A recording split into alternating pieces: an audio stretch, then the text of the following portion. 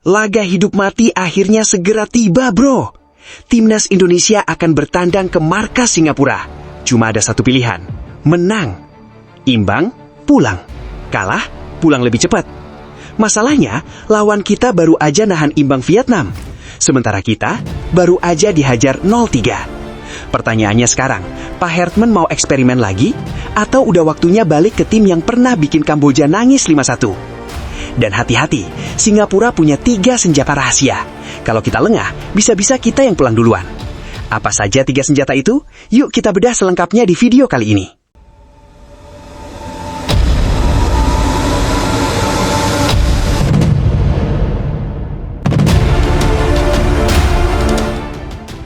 Oke, sebelum masuk ke 3 kekuatannya, kita kenalan dulu sama Singapura.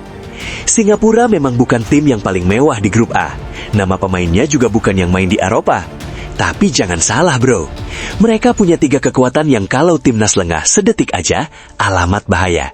Dan 3 kekuatan ini udah bikin Vietnam frustrasi kemarin. Yuk kita bedah satu-satu.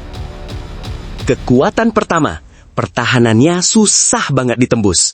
Dari 3 pertandingan di fase grup, mereka cuma kebobolan 1 gol. 1! Vietnam aja yang larinya kayak dikejar debt collector, frustasi nggak bisa nembus. Gaya main mereka simple, parkir bus, blok rendah, rapat, sabar. Nunggu kita kesel, nunggu kita buru-buru, nunggu kita salah umpan. Nah ini bahayanya. Ingat gak pas lawan Vietnam? Kita nyerang buru-buru, alhasil kehilangan bola, langsung kena counter.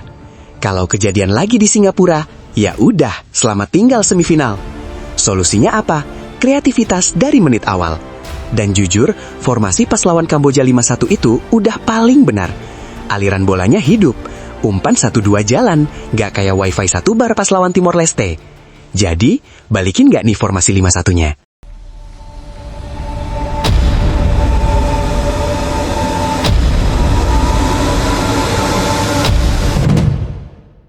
Kekuatan kedua, Ilhan Fandi, sang predator. Ini orang bahaya banget bro. Meski sering jadi pemain pengganti, kesempatan dikit, gol. Udah 2 gol dia. Artinya apa? Singapura nggak butuh 20 peluang buat bikin gol. Dikasih 1 aja sama mereka, bisa jadi gol. Jadi PR buat Rizky Ridho dan backline kita. Jangan sampai kayak lawan Vietnam. Komunikasi hilang, saling lihat, saling tunjuk. Kalau Ilhan dikasih ruang sedetik aja. Jadi tolong ya Ridho, pegang terus, jangan kasih napas.